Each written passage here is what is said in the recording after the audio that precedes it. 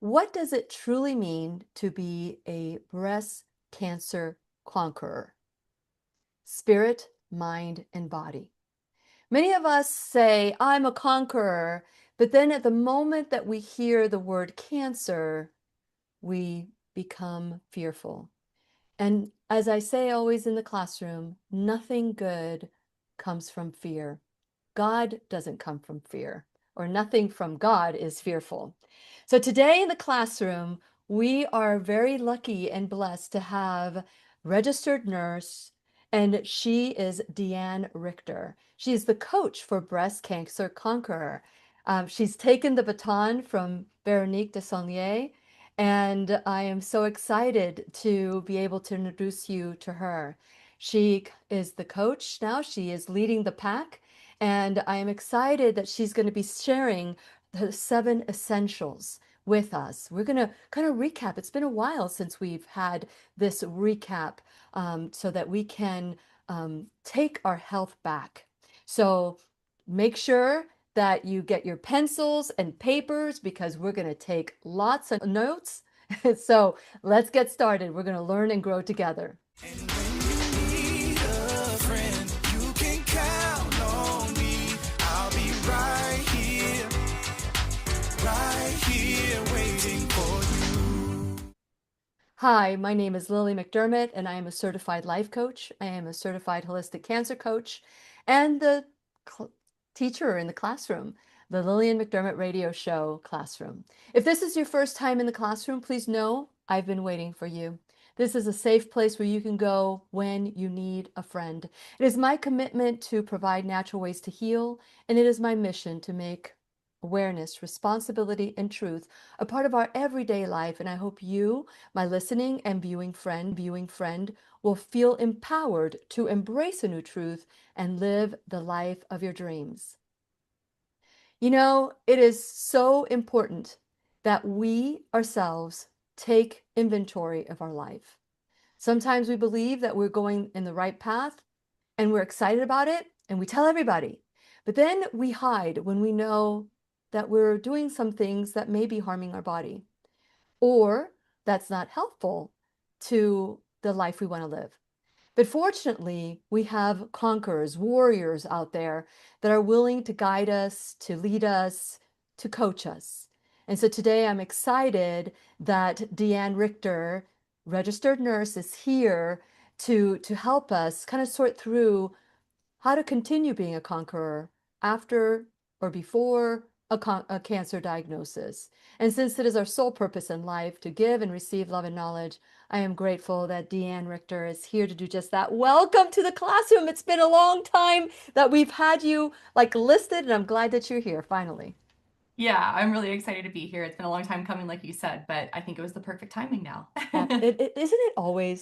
Isn't it always the perfect timing? So with that perfect timing, let's talk a little bit about your background and what led you to Breast Cancer Conqueror and be the head coach. Is that what we would call you, or what would be your title at Breast Cancer Conqueror?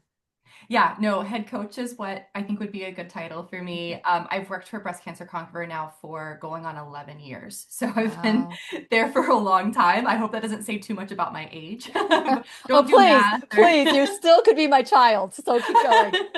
let's not do too much math though. Let's just leave the math out. But I've been there for close to 11 years. And so what led me to Breast Cancer Conqueror? As you mentioned, I am a registered nurse. So I've, since a child, I knew I wanted to do something with healthcare. I loved helping people. I loved anatomy. I loved how the body works and how amazing our bodies are. And so nursing was kind of a natural kind of inclination towards me. But what influenced me at an early age, before I even started going to nursing school, was my grandmother, actually. My grandmother owned 2 health food stores in Georgia. Near the Atlanta area. And as a child, I always joke it was like, a little bit of like child labor. I was really young and I'd go into my grandma's store and she'd like stock the shelves and help with the cash register and this and that. But it was so much fun. I loved being in those health food stores. And so I worked, there as a child. And then as I was going to nursing school, that was my part-time job to support myself through nursing school, was working at that health food store. And so I like to look at it almost like I got a dual education, while I was going to nursing school and learning about the medical side of health and the nursing career that I was going into, at the same time at the health food store, the clients that were coming in and buying garlic or buying, these herbs or eating these healthy foods were teaching me why they were doing those things. So I was learning kind of this both sides of the world, one through experience at the store and then one in a more of a classroom setting. And so in my nursing career, I worked primarily in surgical trauma. And to be fair, there's not a lot of room for herbs in trauma. Trauma is pretty emergent. You need that hands-on care at that time. But when taking care of myself, I always had that natural piece and that herbal piece in mind. And so, anyways, it kind of naturally led into me wanting to do more and incorporate natural medicine into my career. And the opportunity came when I was married to Dr. V's son. I was wondering if you're going to say that, but it's good. It's good. Waiting for What the a hook, great way right? to meet Dr. V. I love her. She is beautiful and dynamic, so I'm sure you hit the jackpot. Oh, absolutely. Yeah. No, she's an amazing, we call each other mother in love, daughter in love, That's what not I in call my law. daughter. I mean, Yeah. she's an amazing person to have added to my family, including my husband. He came with it as well. But so I started working for her son, and I actually did know Dr. V for a long time before that. And to be fair, I always joke that she offered me a job before I married her son because in nursing school, she was talking to me about how she does breast cancer coaching, and maybe one day I'll hire a coach. Maybe you'd want to do it. But I was going into nursing school, right? Like my mind was very focused on what my career would be with my nursing career. And so I always joke, hey, you did offer me a job before, technically, but it didn't come to fruition until about a year into our marriage. Dr. V was wanting to do a little less. She was taking care of herself, like we were talking about before, Yeah. wanting to kind of make sure she was caring for herself as much as she was caring for her clients. And so Yeah. she wanted to kind of spread the responsibilities a little bit and hired me to come on as her very first coach. So that was about 11 years ago. Well, that is wonderful. We just don't know where that journey is going to take us. But if we're just in, if we eliminate resistance in our life and we just go with the flow, it is amazing how things just flow the way they do. She was probably talking to you because she wanted a wife for her son. And you just never know in the back of her mind, she's saying, this could be my daughter-in-law because I totally get it. I totally get it. But you know what? You earned it. You didn't just get there and automatically become who you are today. It's taken some time and your journey. And I love how even though you were going through your nursing career and learning about the allopathic side, and you're absolutely right. I don't want herbs on my body if I'm in trauma. It's like there's no time for that. Or if there's a life-changing thing, there is room for that. So totally get it. But as you go through life and you start saying, you know, I am not only being placed in this health food store because my grandmother owns it. I'm also learning from the people because they weren't just there to buy something off of you. You also ask the question, what do you use it for? What do you use this for? And it's amazing how we're all students and we're all teachers, sometimes at the same time. So that's why I do and I love what I do. Because we get to learn from everyone. We can learn from a little ant that has mighty power to lift a huge chip from the ground and take it where it needs to take it. It's like that's pretty powerful. So, with that in mind, what was it for you that made you, what was that final straw that made you say, I want to walk away? And by the way, you're not representing anyone as a registered nurse today. You're representing us all as a coach and sharing some of the things that you embrace, or all the things that you embrace as a coach for the Breast Cancer Conquerors, right? Yeah, no, that's correct. Yeah, so I am a registered nurse, and I'm still an active registered nurse. I don't work in a hospital with hands-on care Yeah. anymore because I do this full But time a coach is as different. That's a right. coach. Exactly, yeah, but I do have that background, of course, as a registered Yeah, nurse. and I think that's wonderful. So what was the straw that made you say, I don't want to work in a hospital anymore. I don't want to work in trauma anymore. I do want to work with not just women, and anyone who would like to be, because men get breast cancer as well. Um, you want to work with people preventatively and to be proactive in their life as well. What was that switch for you? What was that moment where the cup runneth over and you said, I'm done? Yeah, that's actually a really great way to put it. I loved my job as a surgical trauma nurse. Like we talked about, that was a very needed position. Yes. I was really helping people in a time of trauma, right? Car Mhm. accidents, whatever, fall off of ladders. These are moments when you need that hands-on nursing care. And so I think it was kind of twofold.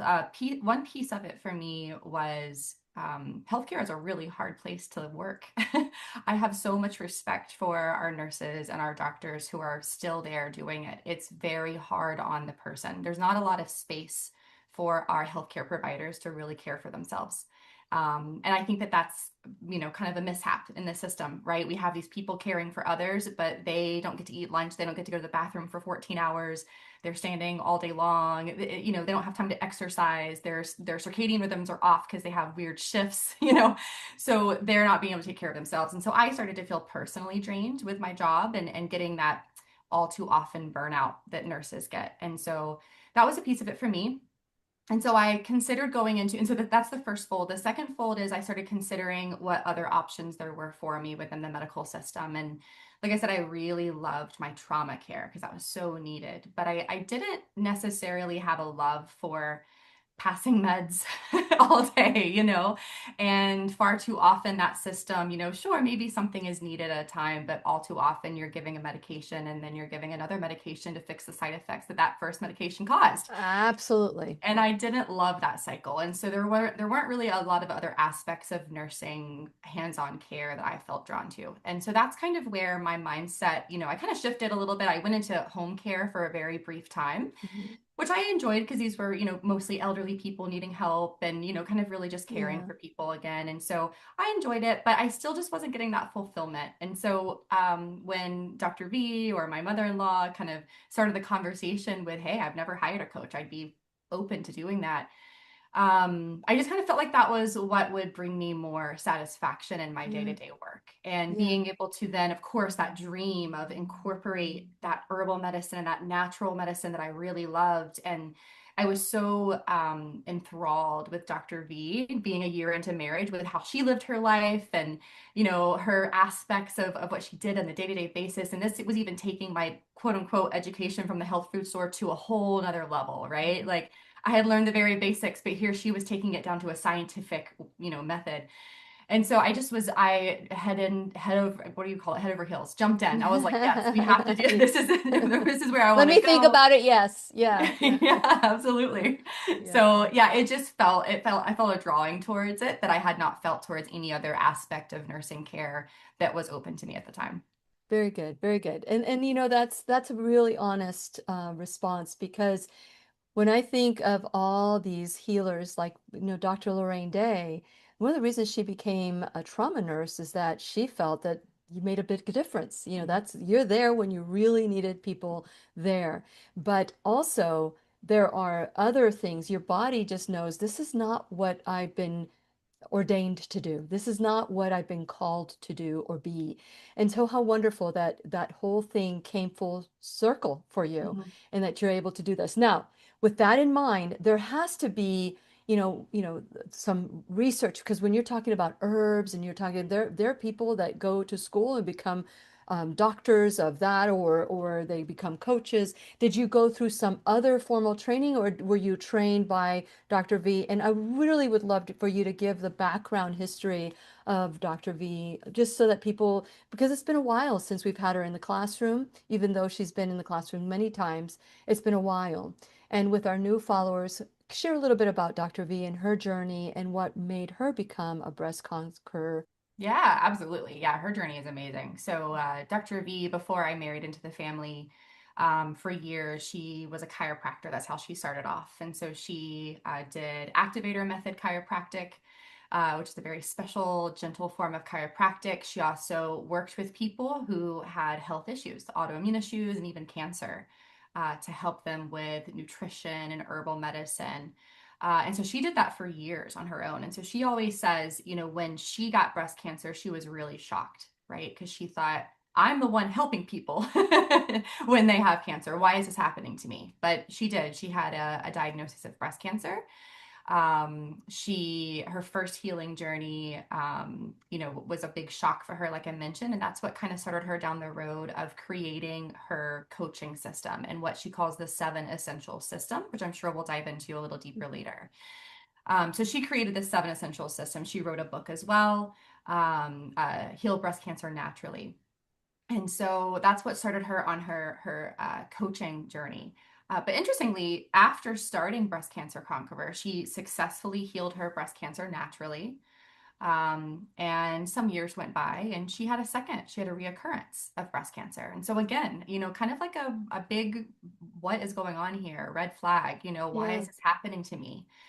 And so she has shared that that's actually one of the motivations behind why she hired me, even Hmm. was I think I mentioned earlier, she was doing it all herself and she felt like Yes. she needed to kind of respect her body and give herself some space. And so that's one of the motivations behind getting a coach on, was that she wouldn't have to do so much just herself. She could kind of respect, when she needed rest to step Yeah. away and to balance her stress a little bit better.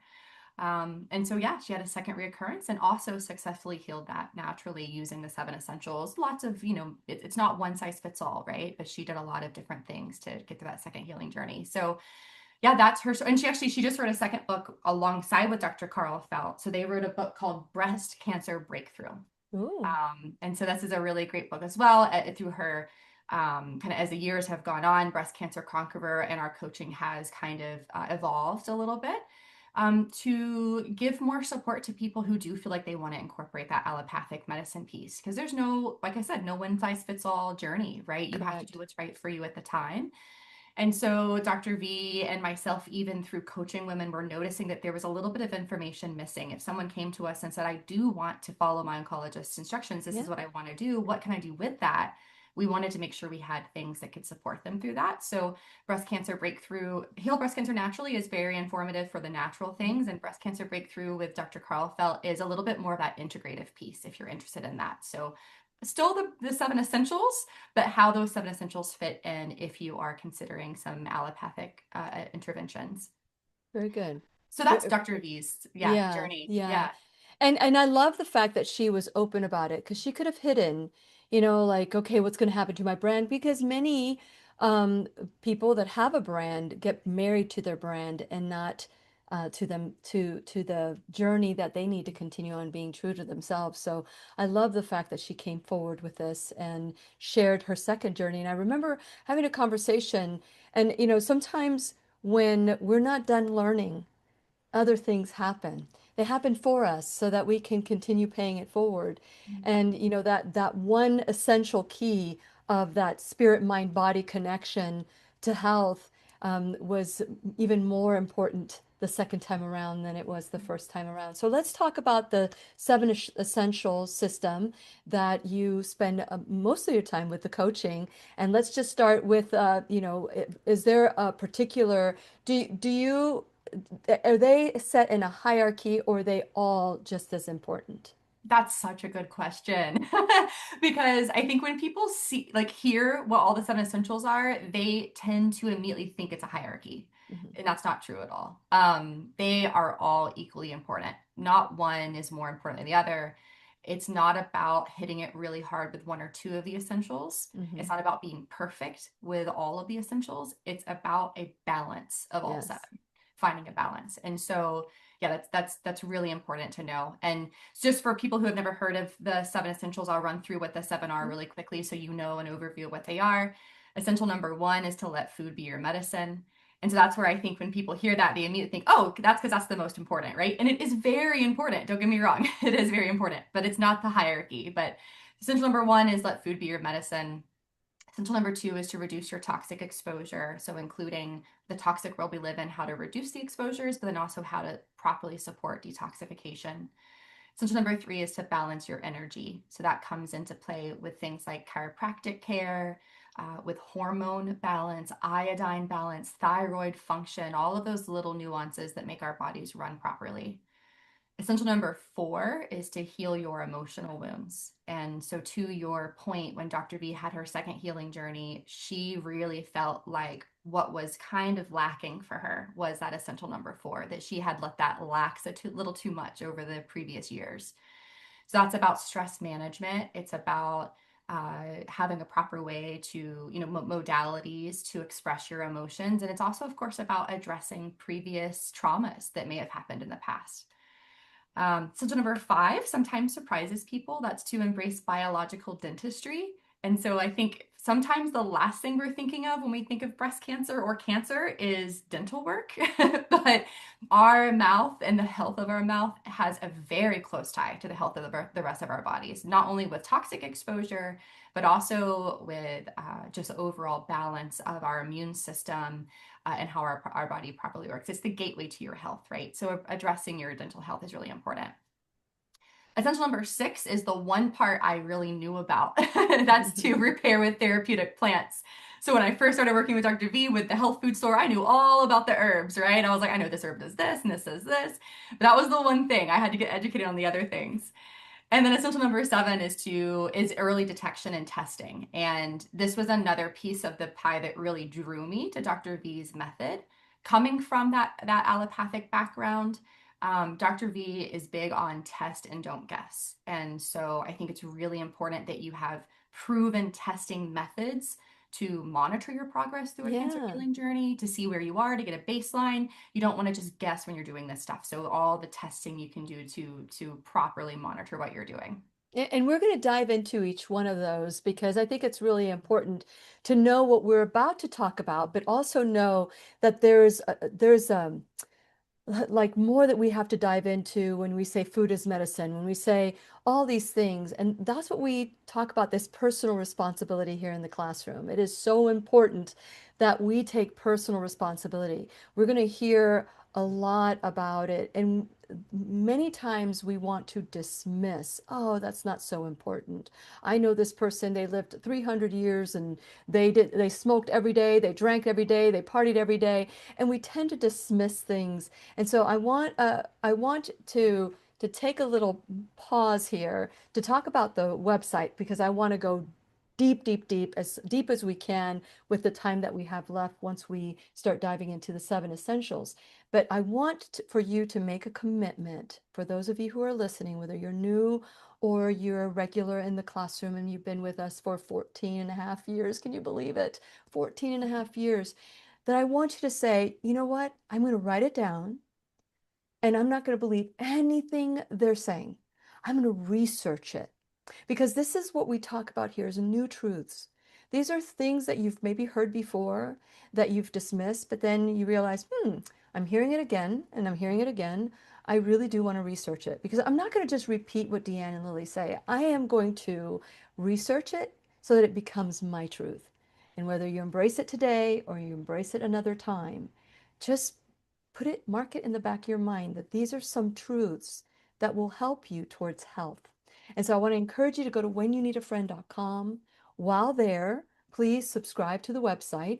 There's a second part of subscribing to the website, which is opting in. So you're going to get an email from me and make sure you opt in to that. Then just share this video because I am almost certain that every one of us that is watching this class today, whether you're on BitChute or Facebook or YouTube or Instagram, wherever you're at, I can guarantee you, you know someone that has breasts, whether it's a man or a woman, and you could send them a life-saving class for them. So I want to encourage you to share this video, to like it, to change the algorithms because this is information the allopathic world doesn't want you to know. And I'm not cutting down the allopathic world. There is a place for everything. But we want informed choice. You make the decision. You be your own MD, your own medical detective. So I want to make sure that what you listen to today, you will write it down, research it, make it your truth, or revisit it.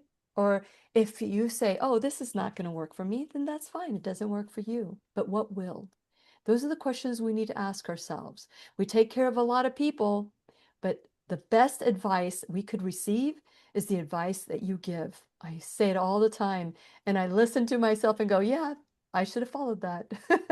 Okay, so make sure that not only you go to whenyouneedafriend.com and you share this video with your friends, but that you also check out all the information, all the past classes that we've had, all the teachers that have shared, and support our sponsors. Support those of you who are wanting to say, you know what, I want to be a part. I want to put my thumbprint in this classroom and I want to donate. So become a donor to the classroom, whether it's your time, your talent, your treasure. A way that you can help out the classroom grow is we have the Shop Now bag. These are Lilly approved products that will help the classroom grow just a little bit, but at least it's something. And you get a win-win. It's a win-win. You get something, I get something, we all get something. So I want to encourage you to, again, go to whenyouneedafriend.com and start. It's the beginning of the year. We're still at the beginning of the year, and you can make a change today. Don't wait till Monday. Don't wait till it's the December 31st. It is now. That's all you have, and your now can be any moment. And now we have Deanne Richter, registered nurse. She is the head coach at a Breast Cancer Conqueror. I am excited that you're here. Share a little bit about your website before we start diving deeper into the 7 essentials. Any events that you might be having anytime soon that if we want to join you, that we can. Yeah, absolutely. Yeah. So our website is breastcancerconqueror.com, which for full transparency, I know Conqueror can be a challenging name. Another conversation that we had. So Conqueror, Conqueror, just FYI, Yeah, Breast Cancer but you know what? Conqueror. If they are a subscriber, they have all the information. They just have to click the name and then it goes right there. That's perfect. I love that. So Breast Cancer Conqueror is our website.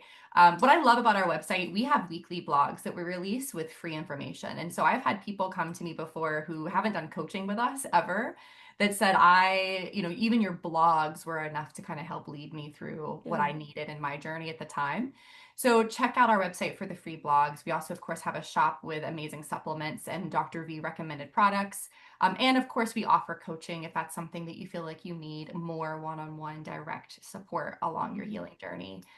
And we do events pretty regularly. We try to do virtual events, some free. And so we actually do have a free event coming up in February Mhm. about parasites, which might not be what everyone wants to talk about, but we kind of need to talk about Yes, we it. do. Yes, we do. So a big part of essential number 2, reducing your toxic exposure, is exactly that, reducing your exposure to things, but then also appropriately helping with your detoxification systems. And so as a breast cancer conqueror community, and that doesn't have to mean that you're a coach with us or you're a coaching client with us, that can just be that you're someone who knows us and follows us. We are going to do a challenge in February to encourage people to do a parasite cleanse because parasites are everywhere, unfortunately. And it's something I personally try to incorporate a couple of times through the year. So on February the 9th, we're going to have a free webinar about why you should consider parasite cleansing, the health issues that can come with parasite exposure, especially connected to breast cancer and cancer specific. So Mhm. mark your calendars for that free event.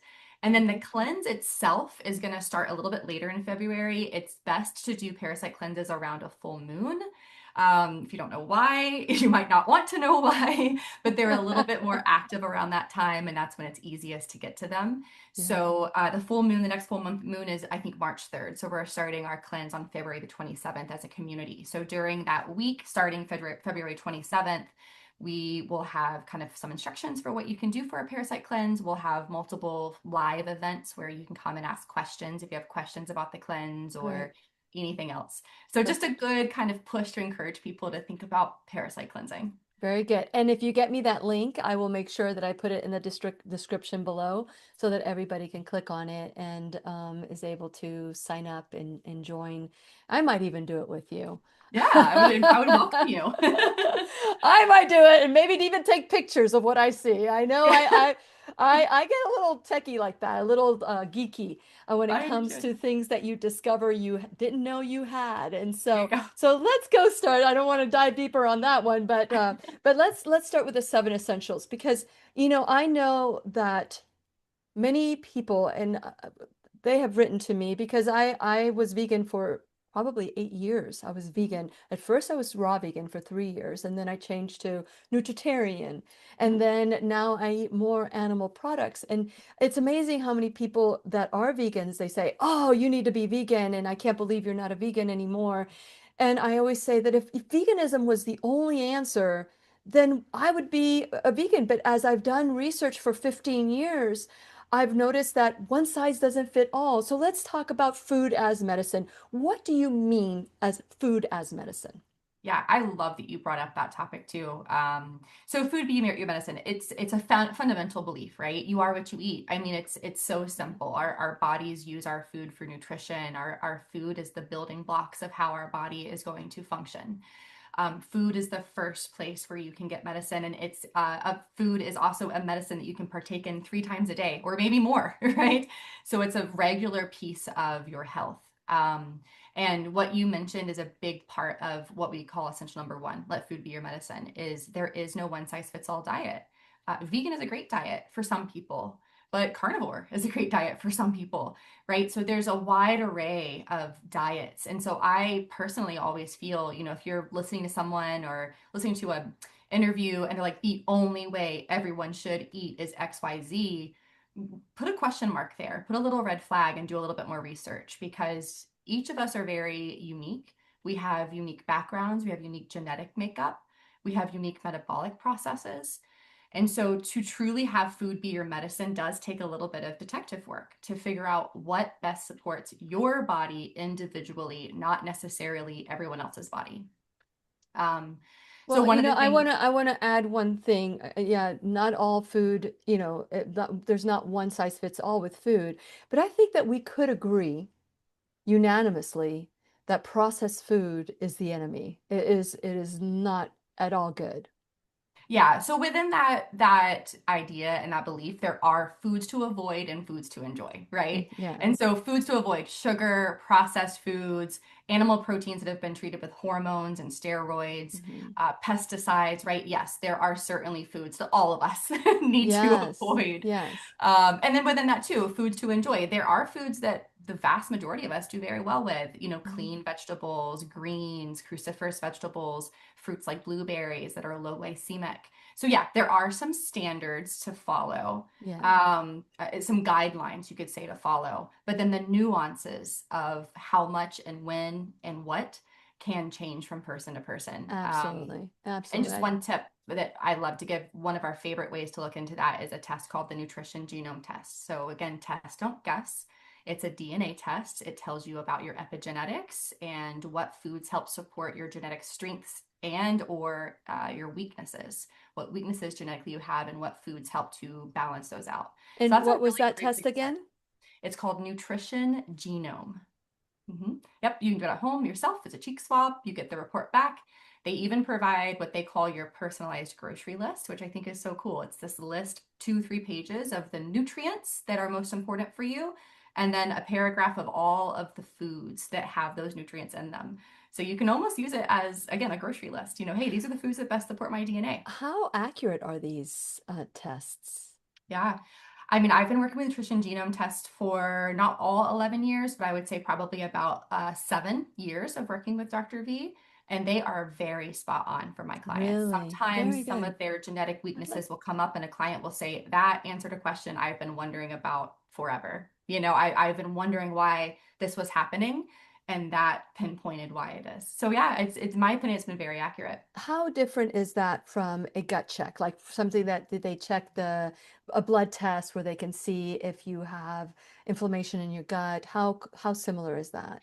They're going to be kind of apples and oranges, a little bit different. So they're looking at different things. So yes, you can also incorporate like stool testing for gut inflammation and foods that maybe are cause sensitivity to your gut.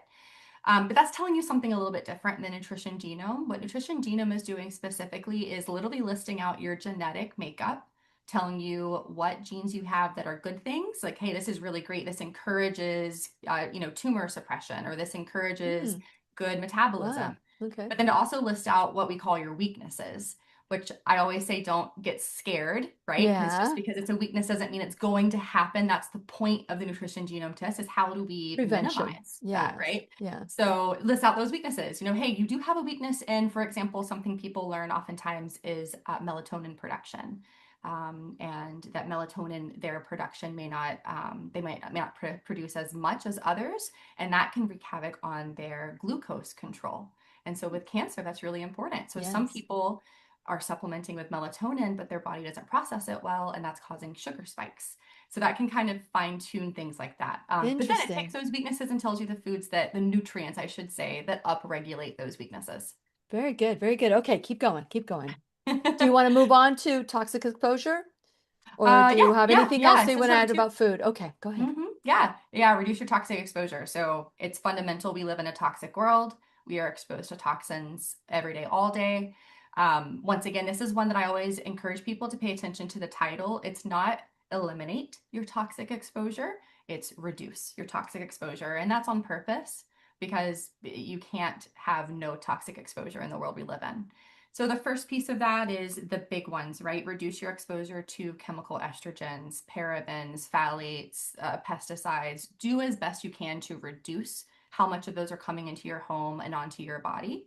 But then the second piece of that is make sure your detoxification pathways are working as well. So that's going to be an individualized piece of the puzzle through testing.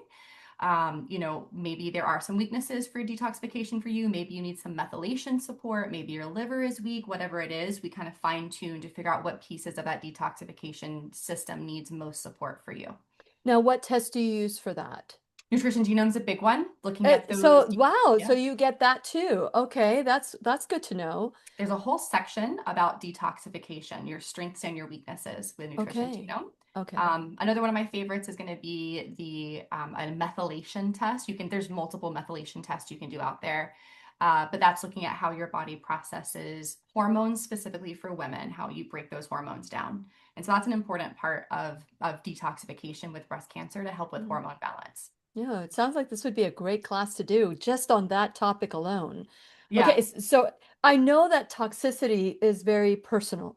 Not everybody's been exposed to lead or mold or whatever, but I guess most people are exposed to mold. But so that would be unique to the person that you would be coaching. So is there anything else that you would like to say about that? Yeah, no, and that's a great point as well. We'll also do heavy metal testing. We'll do mold exposure tests, candida tests, parasite tests, right? To try to kind of eliminate what is the most exposure this person is getting, and then we can kind of fine tune maybe where that exposure is coming from and how to process that exposure as best as possible. Okay, okay. So next on the list is energy. Yeah, essential number three, balance your energy. So again, it coming from allopathic, energy was never something that I ever was taught about. So this was new for me. But our bodies run off of energy, and it does tie in with allopathic medicine. When they do an EKG, they Yeah. are measuring the energy of your heart. When they do an EEG on your brain, they're measuring the brain energy. MRI, magnetic, right? That's energy coming from our bodies. So that's what this essential is about. And this essential encompasses a lot, from circadian rhythm balance, which is very important, making sure that you have a regular sleep, wake, eat cycle throughout your 24-hour cycle, all the way to, again, hormone balance. So we talked about hormone methylation already, but for women as well, digging a little deeper and making sure that you have enough of the good estrogens and not too much of the bad estrogens. So that fine tune of balancing, and again, that's all done through testing, saliva hormone testing, and kind of figuring out what each person needs in form of that balance. Grounding can be a part of essential number three, as simple as going out and getting connected with the earth more. So essential number three encompasses a lot of those kind of day in and day out habits that we can incorporate to, again, help that energy flow with our body better. Okay, so with that in mind, you're talking about the circadian rhythm, and you mentioned good estrogens and bad estrogens, or not good or bad, but estrogens you don't need or support your body. A lot of women who have breast cancer, they're telling me that all estrogens have been eliminated. Can you take away some of the myth of estrogens? Yeah, totally. Your body needs hormones. Our body is created to use Yeah. hormones. What the problem is again, because we live in a toxic world, and because we sometimes have detoxification problems like methylation problems, but the problem is that far too often women are living with more of the aggressive, strong estrogen than they need. And that aggressive, strong estrogen, when imbalanced, can absolutely fuel cancer activity. It's a gas to our cells. So it encourages our cells to go, go, go, go, go. And that can lead to cell replication problems, DNA problems, oxidative stress, a list of issues that can create an environment susceptible to cancer growth. So that piece of the puzzle is really important to know. It's not that all estrogens are bad or that all estrogens are the culprit. If that was the case, right, teenagers would have cancer because they Right. have lots of estrogen, right? Yeah. That's not the problem. The problem is that there's years lived with this imbalance of estrogen. And so, yeah, fine tuning that estradiol, which is that aggressive estrogen, you still need some of it, but it should not be the leader of the estrogen pack. Fine tuning the estradiol with your estriol levels. And Hmm. estriol is the more gentle, easier for your cells to work with estrogen, as well as your estrogen to progesterone balance. You also want to make sure that you're not estrogen dominant, but that you're progesterone dominant. That is very preventable of that environment being susceptible to cancer growth. Um, What if someone isn't like with the creams? Really quick, because I don't want to get sidetracked here because I do want to go over all the other essentials. But when it comes to this balance, there is the hormonal replacement therapy and there's the synthetic kind mhm. of any words of wisdom when it comes to choosing the right way of application, especially if they are resistant, Yeah, hormone that's resistant. Oh, sure. That's so important. Never use synthetic hormone replacement therapy. They have had to stop studies being done on synthetic hormone replacement therapy because cancer and heart issues were developing. Mhm. Those synthetic hormone replacement therapies far too often use too much of the aggressive estrogen, estradiol, right? So that synthetic hormone, I personally would never consider using it. On the flip side, bioidentical gentle estriol replacement, which again is that gentle estrogen. There have been studies that actually show a reduction in the prevalence of breast cancer with people who use those type of bioidentical replacements. And there's a lot of different options. I know different doctors have different opinions on which ones are their favorite. Personally, with our clients, we tend to recommend the creams. They're so accessible, they're easy to put on. There's also a very even absorption of those rather than like a burst of estrogen. Like the pellets sometimes can give bursts of estrogen. So the Mhm. creams evenly absorb. So that tends to be our preference, but there's different options out there depending on what naturopath or doctor you're Okay. working with. Okay. Let's keep going Yeah, because I want to awesome. get to all of them. Okay. So the next one is emotions. Yeah. Oh, it's such a big one, right? So Mhm. essential number four is to heal your emotional wounds. And I will say a huge part of this with breast cancer is stress management. And I think with women, that's so incredibly important. As women, we tend to be caregivers for everyone else. And that's a beautiful quality of being a woman. That's one of the reasons why I love being a woman because we're these caregivers and we nurture and we care, right? But women also tend to sometimes let that be imbalanced where they're not taking care of themselves. And so, stress reduction, not carrying the weight of the world on your shoulders. And it's not about not having stress in your life, because I think a lot of people think that I need to live a stress free life. You're never going to live a stress free life. We live in a stressful world. It's about having tools in your toolkit to use when you have stress, having modalities. So, some of my favorites there are EFT tapping, very easy to use. It's tapping on your face and shoulders, acupuncture points that help to reduce cortisol and get your brain into that parasympathetic nervous system, calm, relaxed state. I actually did a 30-day tapping challenge a couple months ago. So if you've never tried tapping, you can look on our YouTube channel or our Instagram, and there's 30 days of tapping that you can do if you want to try to make it a habit. Do it for 30 days. So EFT tapping is such an accessible one, as simple as a deep breathing, of course, as silly as that sounds, but that can be so grounding. And then also variability, which is something that some people haven't heard of. But heart variability is just the study of how important our heart, our organ heart is in our parasympathetic nervous system activity. So our heart, the beating heart, actually sends much more signals up to the brain than the brain sends down to the heart.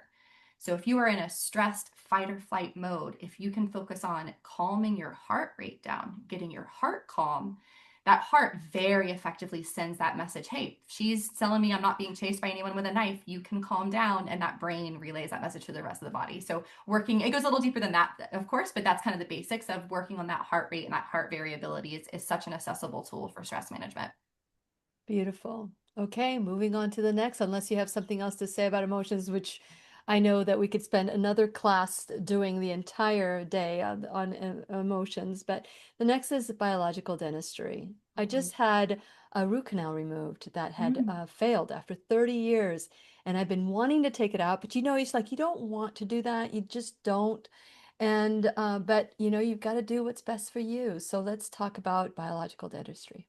Yeah, I often say that the ancestral number five is the one that takes the most courage because most of us don't really enjoy going to the dentist, period, but much less so knowing that we have to have dental work done. Like if we're just going for a cleaning, it's a little easier, but if we know we're going to have work done, we don't want to do that. Mm. So, absolutely, root canals are a big issue. Root canals carry lots of infection. And with cancer, of course, we want to have your immune system as focused on cancer healing as possible. It needs no distractions. Plus, the fact our teeth and the lymph nodes in our mouth drain down into our breast tissue, right? So, keeping that tissue and reducing the toxic load on that tissue as much as possible. So, root canals are a big issue of infection. There's also silver amalgams, which are made with mercury. So, that mercury is a xenoestrogen. Let's go back to estrogens, right? If you have a silver amalgam in your tooth, you're constantly being exposed to a strong, aggressive estrogen. So, that can wreak havoc on your hormone balance. Even to gum health and bacterial overload. Once again, your mouth is the gateway to your health. So if you have bacterial overload in your mouth, that's an immune system issue, and that mouth is the gateway to the balance of your gut, which I don't have to go into how important your gut is. We all know that gut does basically everything, not just our food, Absolutely. right? Hormones, Absolutely. emotions, nervous system, all of the above is connected to our gut. So that mouth Yeah. is the gateway to it. Well, if we think about it, the same cell that made the brain, made the heart, made the gut. Yeah. And so they're so connected. And so we ignore it. We just want to go straight to, okay, how do I fix it? What pill do I take? And that's not what necessarily works. But this biological dentistry, I've had so many people say to me, I want to have my root canal removed, but I can't afford a biological dentist. What do you say to them? That's such a reasonable question because as much as we don't want to think about it, our finances are a part of our resources, right? Mhm, It's a part of it. I mean, we have to keep that in mind. mhm, So I resonate with that. I totally get it. What I would say is work with someone, a new naturopathic coach who can help you prioritize what's most important for you right now. mhm. Good. And that can change depending on what tooth the root canal is on, depending on what your scanning is saying, right? So perhaps it's not a priority for you right now. But if you are working with someone and there are telltale signs pointing towards that tooth being a problem, then that might be your priority and you may be able to put some other things on the back burner to be able to financially afford that piece of the puzzle at this time. Pretty fair. Pretty fair. Okay. Anything else you want to add about that? No, I think that's pretty well covered. Yeah. Then moving along with therapeutic plants. Once again, something we could have multiple calls on, right? Because I always say if you go to Google or whatever search engine you use and you type in like supplements for cancer, you're going to get thousands of pages of information. So maybe don't do that. Maybe don't just Google it. There's so much information out there about plants and herbs, not only with prevention of cancer, also with having anti-cancer properties, and also, of course, all the way to supporting your body if you are going through allopathic medicine, through chemotherapy, radiation, surgery. So how we like to break these plants, I should say, down into categories to make it a little bit easier is I like to think about your supplementation regimen like a pyramid. You have the bottom of the pyramid, and those are your foundational supplements. And these may change, obviously, from person to person. But basics are things like vitamin D and your zinc and vitamin C and even medicinal mushrooms can be a part of that foundational pyramid. And then in a cancer healing journey, you also have that tip of the pyramid. And these are what we call targeted supplements. So these are supplements that specifically can go out and target and weaken cancer cells to make them more susceptible to your allopathic treatments or even kill them in some cases. And those are a rotation. You're not going to use the same ones all the time. You're going to rotate those. What we like to do is a 30-day rotation of those because cancer cells can get smart and they can learn what you're using against them and build up a resistance. So to minimize that resistance, we rotate those. So that's kind of a broad overview. It gets very specific based off of your testing, what things you would take. But again, your foundational and those stay stable, and then your rotation of your targeted supplements. Beautiful, beautiful. I love how you are truly one size don't fit all, and every step of the way, we need to understand just because it's working with somebody else doesn't mean it'll work with you. And it could be that you don't need it. You don't need whatever is working with this other person. You just need something different. And so Mhm. that's why I always say become your own MD, your own medical detective, which is what I'm hearing you say today, Deanne. This is wonderful. Okay, so. Anything you want to add to that before we No, move I on think to? you framed that perfectly. I'll add to that, talking about finances, supplements can get important. And that's why it's important to become your own medical detective and even to have people on your team to help you with doing that research because you Mhm. don't want to waste your resources on something that might not be your Oh my priority for you. gosh. Yes, I have gone to places where they open the drawer and it's full of supplements and vitamins they're no longer taking, and they won't Mhm. throw them away because they know that this is something that they were told that would be good. What if I go back to it?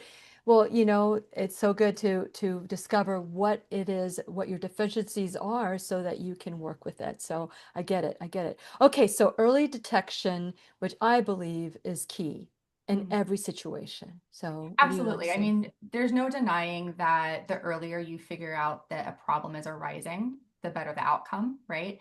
And that's the case with breast cancer. The smaller a lump is when you find it and start to address it, the better the outcome. That's just how it works. So early detection is really important. And I think with women, there's not a lot of education about self breast exams. As simple as that is, we've all heard them.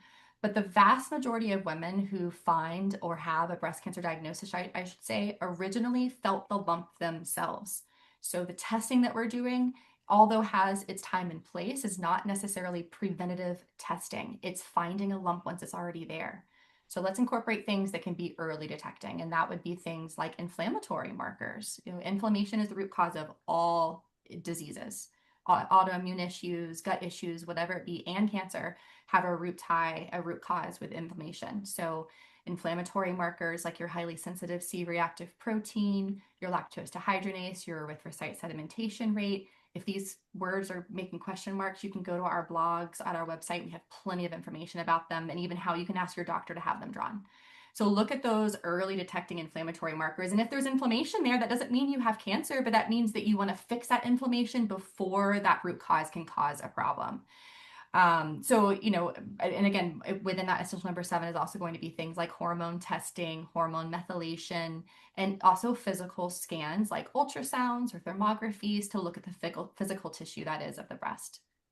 I had thermography done many, many years ago.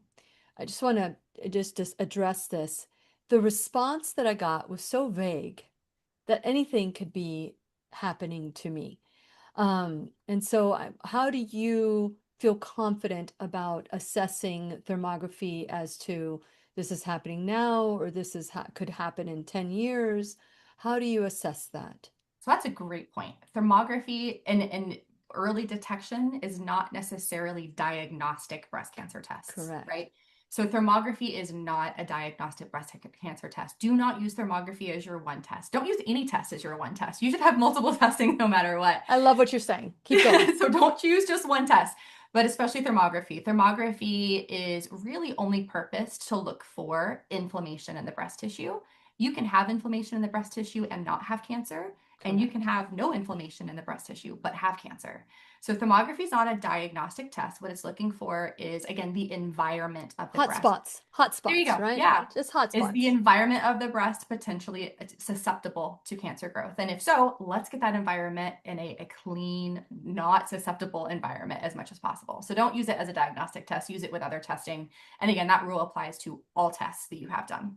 Yeah, there's so much to uncover here. These seven essentials are so beautiful and how they've come together, but it's not one size fits all. And I want everybody to understand that you are unique. Everybody is unique, and you deserve to learn about your uniqueness and what you need.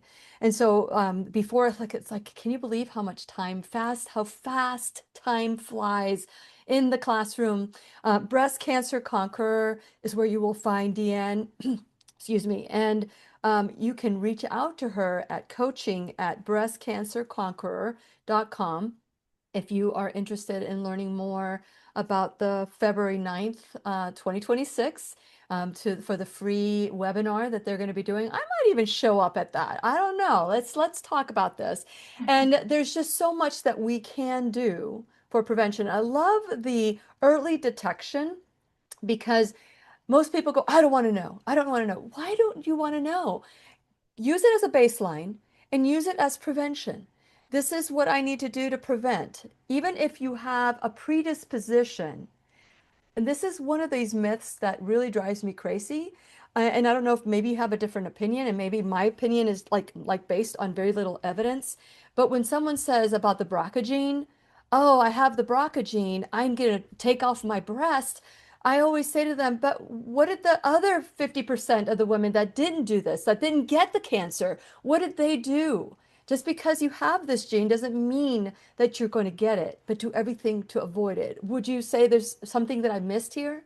No, I mean that's the whole study of epigenetics, right? So your genes are not written in stone, and that's a scientifically proven fact. Even allopathic medicine technically believes that. It Mhm. just hasn't been implemented yet as much as it should. So your DNA is not written in stone. There are environmental, diet, supplement things you can do that Mhm. either upregulate or downregulate things. And Mhm. the BRCA gene, for example, we sometimes think of the BRCA mutation as like, oh, I have it, that's a bad thing. But really what we want is we want an upregulated BRCA gene. And that BRCA gene is actually a tumor suppressor gene. So when you have a mutation, that means it's not working as well as it should. But there are specific things you can do to upregulate that BRCA gene Mhm. expression. So yeah, absolutely. There's a, time and place for everything, right? And I understand people's reasoning if that's something they Yes. think is right for them, but just Yeah. know that so you can make an informed decision. Epigenetics, that's what it's all about, is upregulating those mutations or those weaknesses that your genetics may have. Well, I have loved our conversation. Thank you so much for being the teacher in the classroom, because I know that I've taken lots of notes, and I know all of you out there have taken lots of notes. You know what to do. You know what to do. Share this video with your friends. Together. This is one of the things for this year. I want all of us to adopt. Instead of coming together to eat junk food and donuts and cakes and Twinkies and sodas or whatever it is that you want to have, get together to lift each other up in health. Let's do that this year. Let's make 2026 the best, healthiest year ever. Thank you so much, Deanne, for sharing your wisdom with us, and I'm looking forward to our next conversation. Thank you so much for having me. It's been a pleasure. Yes, and please remember, we'll be right here waiting for you worldwide at whenyouneedafriend.com. This is Lillian McDermott and Deanne Richter wishing you love, peace, joy, and unexpected abundance. Make it the best day ever. Good job. Good job. You did a great job. Great job. Thank you. The opinions and advice expressed on the Lillian McDermott radio show are intended for the individual callers and guests on the program and are presented to our wider audience solely for general educational purposes. Please act responsibly and consult personally with your own medical, psychological, or nutritional expert before taking any steps to improve your life.